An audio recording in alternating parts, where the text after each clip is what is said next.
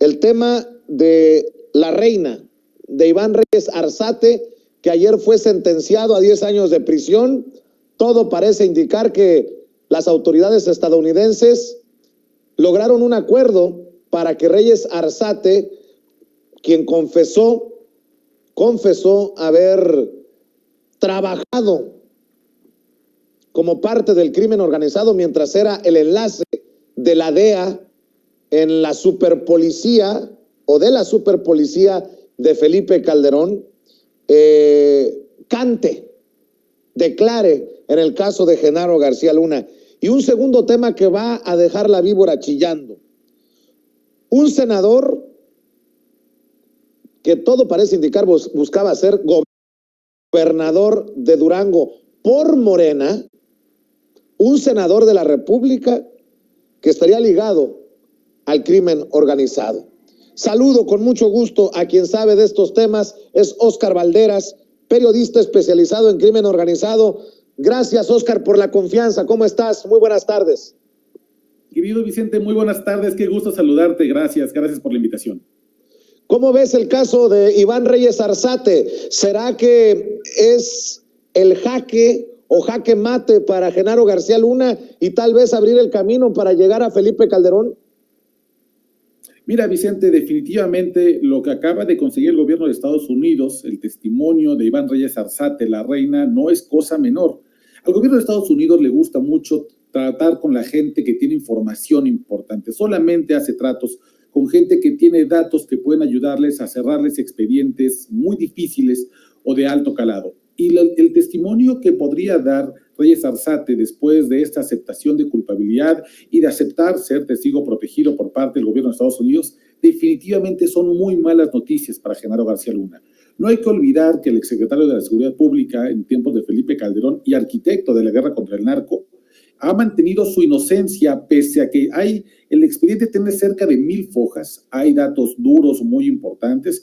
Yo que tuve la oportunidad de echarle un vistazo, de verdad, las evidencias con las que cuenta el gobierno de Estados Unidos son prácticamente irrefutables. Sin embargo, no está de más que tengan batería, que tengan parque para poder condenar a Genaro García Luna a cadena perpetua, porque ese es el castigo que podría esperar Genaro García Luna, similar al que han dictado contra Joaquín El Chapo Guzmán, quien presuntamente habría sido su protegido y quien le pagaría millonarios sobornos. Así que sí estamos viendo una jugada importante, sí es probablemente, como tú bien dices, un jaque mate contra Genaro García Luna, porque no hay que olvidar que Iván Reyes Arzate era un hombre de toda la confianza de Genaro García Luna, que conocía perfectamente a quienes se le pagaba, a quienes se les sobornaba, a quienes se les protegía y sobre todo cómo se fraguó la protección al cártel de Sinaloa, principalmente utilizando recursos de la Federación para atacar a los enemigos del cártel de Sinaloa, como eran los Arellano Félix o los Zetas.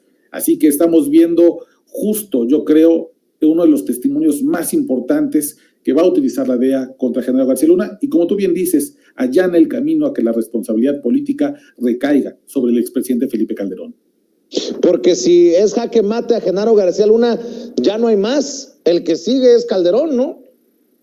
Bueno, hay una responsabilidad política definitivamente, pero habrá que ver si esa responsabilidad política se puede traducir en una responsabilidad penal. Yo siempre he dicho que si Felipe Calderón sabía lo que hacía Genaro García Luna y sus secuaces, mal. Y si no sabía, también mal, porque ya sea por complicidad o por omisión, definitivamente poner a cargo de la seguridad pública, del desarrollo de la mal llamada guerra contra el narco, a estos tipos, a esta banda de rufianes como era Genaro García Luna, Luis Cárdenas Palomino, Iván Reyes Arzate, Ramón Pequeño, todo ese grupo compacto de superpolicías que Felipe Calderón condecoró y defendió ante las cámaras, ante el público, como los grandes creadores de pactos de paz. Hay una responsabilidad política que yo creo que en cuanto Genaro García Luna sea sentenciado, como no me queda duda que eso va a ser lo que sucederá en los próximos meses, un juicio muy atrasado por la pandemia, seguramente lo que sigue es ver cómo y de qué manera se pueden fincar responsabilidades a su jefe, Felipe Calderón.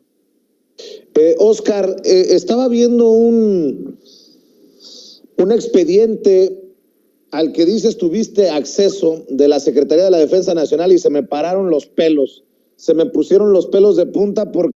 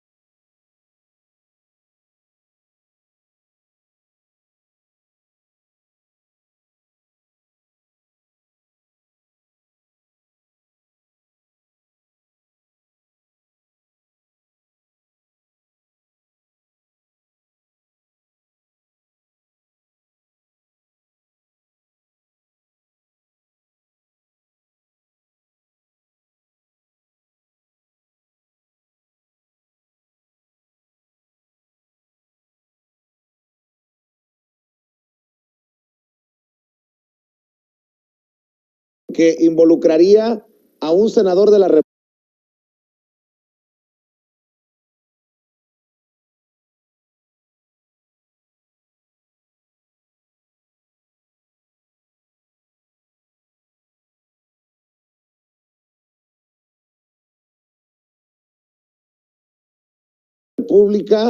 a un senador que buscaba ser candidato de Morena al gobierno de Durango y que podría tener vínculos con el crimen organizado. Yo debo de admitir que no me meto en estos temas porque no soy experto en estos temas y le pregunto a los que saben como tú, ¿qué carambas es esto? ¿Nos puedes ayudar a desmenuzar para la audiencia? Claro que sí, Vicente. Ayer en mi columna de Radio Nación Criminal publiqué justo este expediente. Es un expediente elaborado por la Secretaría de Defensa Nacional en diciembre de 2020. Es decir, estamos hablando de la Defensa Nacional de esta administración, la del sexenio del presidente López Obrador. Y este expediente apunta a que el senador de Morena, José Ramón Enríquez Herrera, por Durango, tiene como compadre y como operador financiero a un hombre llamado Gerardo Soberanes Ortiz, alias el G1. El G1 es el operador de una familia criminal llamada Los Cabrera Sarabia. Y aquí en el centro del país pueden no significar mucho esos apellidos. Sin embargo, en Durango, en Chihuahua, por ejemplo, Los Cabrera Sarabia son un apellido temible porque son el brazo armado del cártel de Sinaloa. Y este hombre, el senador José Ramón Enríquez Herrera, habría comenzado su relación criminal no cuando estaba en Morena, sino cuando era alcalde de Durango por la alianza PAN y PRD. Esto es muy importante comentarlo, Vicente, porque el crimen organizado es daltónico, no ve colores partidistas, ve oportunidades y en muchas ocasiones financia a quien tiene oportunidades de ganar para poder hacerse de control de los territorios. Así que el cártel de Sinaloa, a través del Mayo Zambada, a través de la familia Cabrera Sarabia y a través de Gerardo Soberanes Ortiz, alias el G1, pagaron la campaña o habrían pagado la campaña de este hoy senador morenista cuando él era panista, perredista, compitiendo por la alcaldía de Durango, y desde entonces él brindaría protección a este grupo. Y esta protección se ha extendido hasta el momento en que él decide renunciar a la oposición, no le dan una candidatura, Morena lo acoge y entonces lo lleva al Senado. Y esto es muy importante, porque entonces estamos ante una relación criminal del más alto nivel, que llega ni más ni menos hasta el Poder Legislativo, hasta una curul en la Cámara Alta. Por eso creo que es muy importante. Déjame decirte además, Vicente, que este es un documento creado dentro del gobierno federal de esta actual administración contra un senador que milita en las filas del partido del presidente Andrés Manuel López Obrador. Es muy interesante porque justamente, como tú bien dices, José Ramón Enríquez Herrera buscaba ser el candidato de Morena a la gobernatura de Durango que se disputa este año junto con otras 5 entidades. Sin embargo, Morena decidió no darle la candidatura, pese a que es un hombre con mucho reconocimiento y mucho arrastre dentro de Durango. Habría que saber por qué a partir de este nexo criminal, y se lo da a Marina Vitela, quien fue alcaldesa de Gómez Palacio, Durango. Este hombre se ha rebelado contra Morena, incluso Marina ha amagado con expulsarlo debido a la violencia con la cual ha respondido al no obtener la nominación morenista, pero mis fuentes me comentan que no solamente la molestia de Mario Delgado tiene que ver con que se ha rebelado a la decisión del partido de no darle la candidatura, sino también porque Mario Delgado conocería de antemano este expediente al que yo tuve acceso y habría advertido que el senador José Ramón Enríquez Herrera tiene un vínculo, o al menos así lo ha investigado la Defensa Nacional, ni más ni menos que con el cártel de Sinaloa. El cártel del que hablábamos hace unos minutos, que también tendría nexos con Genaro García Luna, con todos estos superpolicías de Felipe Calderón. Válgame Dios, qué fuerte declaración la que manejas, Óscar Valderas, y nada más para aclarar, porque esto es algo que también políticamente se venía manejando. El senador hoy de Morena formaba parte del PAN-PRD, esta coalición por la que también ostentó el poder. O sea, no es de carrera o necesariamente de los personajes de Morena de estirpe, sino viene del PAN, del PRD. Es correcto. En realidad, el senador José Ramón Enríquez Herrera no es en términos, para ponerlo en términos de facciones, no es un López Obradorista, por llamarlo de este modo. Incluso cuando intenté buscar en Google imágenes de él junto con el presidente López Obrador, realmente no hay. Hay una que otra, pero incluso parecería como que el senador es más bien un asistente al mitin. Él venía justo él, bueno, mucho tiempo trabajó en administraciones priistas en Durango, luego se plega al PAN y al PRD, un tiempo también se pone la casaca de Movimiento Ciudadano, y cuando estos partidos no le dan las nominaciones y las candidaturas que él quiere, se pasa a Morena, y así es como llega a ser senador de la República.